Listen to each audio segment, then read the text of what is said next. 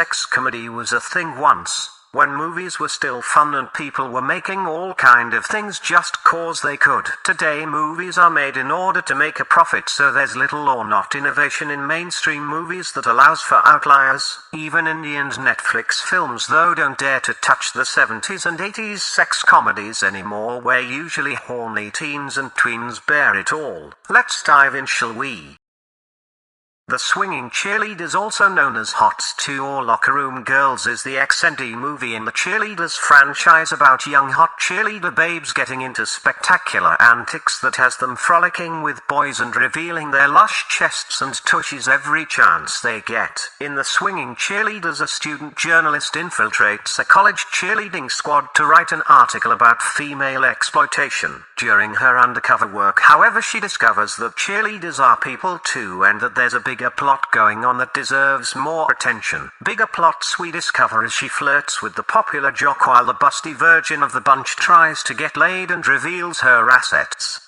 With famous busts of young Colleen Camp and Cheryl Rain Smith, you can't go wrong. If you hadn't figured out yet or didn't see other reviews, this is a sex comedy sexploitation film. It has plenty of things that would be frowned upon these days, which makes it all the more enjoyable. With movies as The Swinging Cheerleaders, you know what you're going to get. It's not high art. It's girls having fun and boobs. And these girls not only show but also kick ass, so that's another plus. From all the cheerleader movies in the franchise, I think this is my second or third favorite, though things get a bit muddy since the first HOTS isn't part of the cheerleader series yet. This is alternatively called HOTS 2. Overall, this is an entertaining flick for all the obvious reasons. Check that.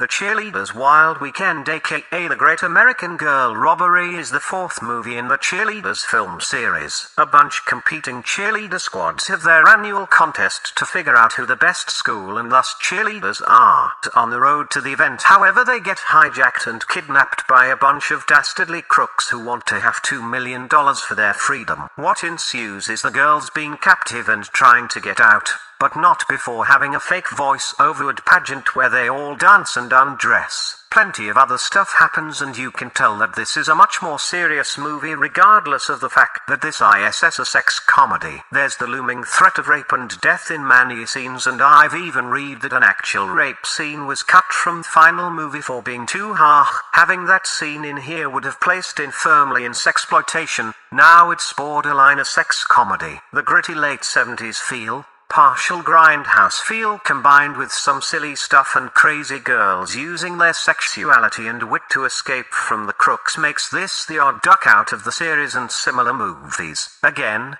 these movies aren't high art, but they're entertaining in their simplicity and carefree nature. Movies like this just did it because they could, and it was fine. I liked it for the feel of being a fairly gritty crime caper with happy-go-lucky chicks. Sometimes that's all you need. Check that. Beach Babes from Beyond is a cheesy 90s movie about three babes from another world that take their dad's spaceship on a joyride and run out of fuel, landing on Earth. There they discover the wonderful world of beach parties and boys. Beach Babes from Beyond is very much an erotic softcore movie, with a plot that's slightly more involved than a Playboy Channel flick. Most of the film is about the three babes trying to find a way to go home with the help of three boys trying to get laid. These boys have connections with some weird dudes that of course help out, but are having problems of their own. Needless to say, everything works out perfectly within a couple of scenes and they all get what they want. Even the bad guys. Of course, there's a couple of sex scenes where two people rub their bodies over each other in slow motion with some cringy song in the background. Oh, and this all happens in a smoky blue-lit room, even if the previous scene was on the beach. The erotic scenes are softcore, so just tits and ass. When you're lucky you'll see some mound, but that's that. No penetration, of course, since that would make this hardcore. So yes, those scenes happen, and despite the attractive women, it's not very arousing. This movie is 90s cheese to the top. Colorful clothing, colorful skimpy bikinis, stupid dancing, bodybuilders showing off, one big MTV beach party with almost Baywatch babes and a slew of B-list actors such as Joe Estevez, brother of Martin Sheen, Don Swayze, brother of the late Patrick Swayze, Joey Travolta, brother of John Travolta, and even Jackie Stallone, the mother of Sylvester and Frank Stallone. Having these people in the movie is okay for a chuckle or two, but that's about it. Anyways, if you like bikini babes, go for it. Check that.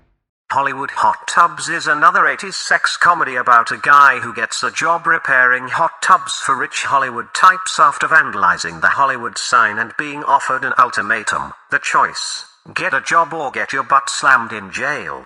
Sounds like an easy choice to me. Hollywood Hot Tubs, bikini babes. You know where this is going. A lot of zany, often sexual experiences lie ahead. Experiences that rarely go far due to the goofy nature of everything. When not on the road to fix pipes, we have the perky Valley Girl, daughter of the owner, played by famous Jewel Shepard, whose extremely bouncy nature captivates the audience. Of course, there's a big baddie who has nefarious plans with the hot tub repair company, but that's just the glue that keeps everything together. This movie generally is considered as a bad film, but again, I don't know what people were expecting when starting this movie. This movie delivers a typical 80s sex comedy. It's stupid, it's goofy, it has babes, sexism, boobs, stereotypes, failed sexual attempts, humor that sometimes hits, and all-round silly stuff. To call this the worst movie in this genre is a blatant error.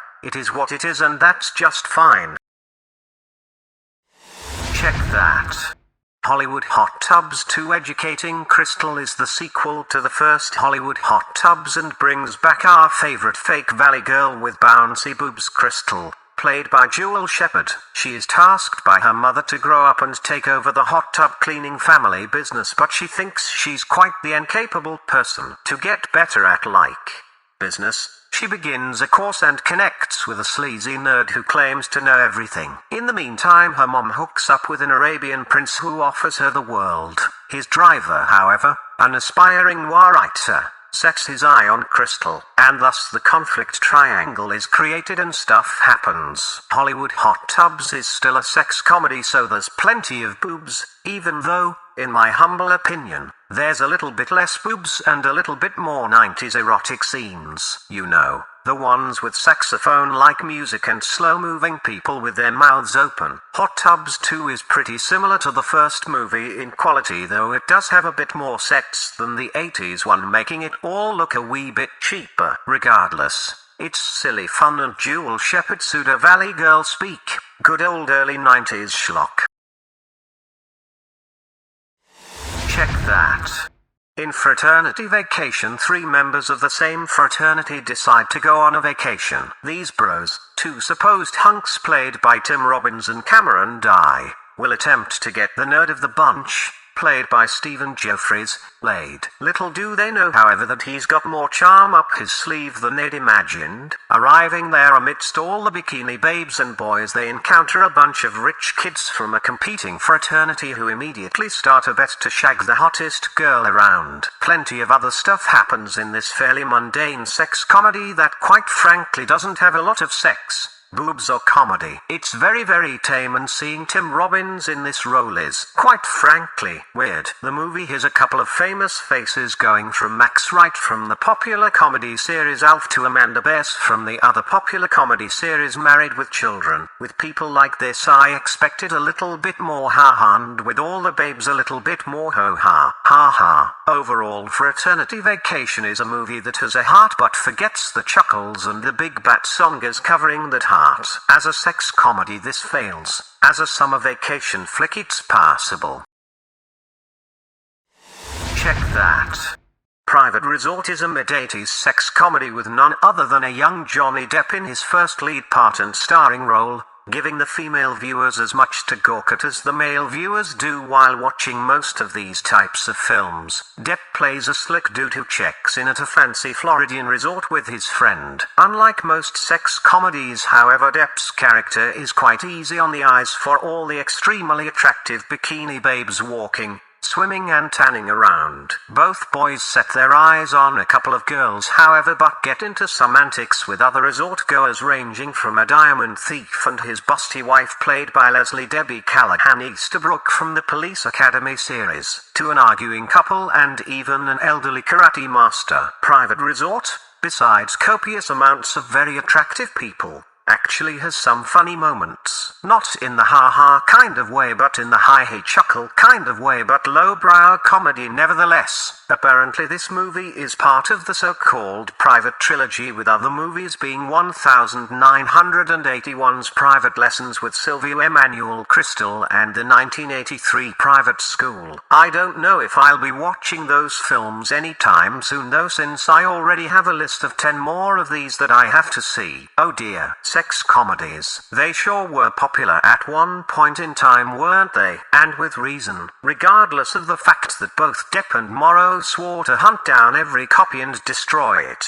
Nah boys, don't do that. There's worse movies you both were in after this one. Smash That.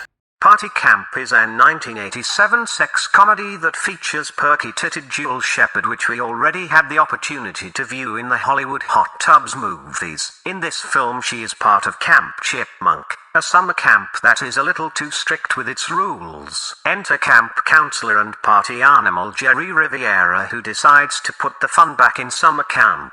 Party Camp has everything you will expect from a movie like this. It has boobage, it has butts, it has horny teens and horny counselors. It even has some short skits by what must have been the worst impressions guy I've seen in a long time. Jewel Shepard plays another dumb bimbo who eventually gets lured into a strip, but that's pretty much all I remember from this film, as it slowly merges with all the other summer camp movies I've seen. It's not the worst summer camp sex comedy out there, however, and it definitely has more heart than the Meatballs sequels. You'll watch this for one thing. Well, two things and a little bit extra.